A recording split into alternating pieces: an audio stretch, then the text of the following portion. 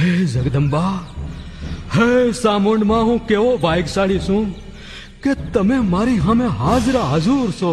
પણ કાળિયા, તું મારા પૂજા પાઠ, હોમ હવન અને ભક્તિભાવ ભૂલી લૂંટફાટને માર્ગે કાં વળ્યો દીકરા? હે જગતજનની, હે ખાંડિયા ત્રિશૂળ વાળી માં, 2 ટકનું કમાવામાં જ દિવસ નીકળી જાય છે. પૂજા પાઠ ક્યારે કરું માં? વળી જયતા મામાએ ધન કમાવા મેણું માર્યું છે, તે લૂંટફાટ વગર મને ધન કોણ આલશે માં? પણ અનીતિનું ધન બરબાદી નોતરે. ભલા ભોળા માણસોને લૂંટી સુખી થવું અસંભવ છે. ભલે ભલે માં, હવે કોઈને નહીં લૂંટું.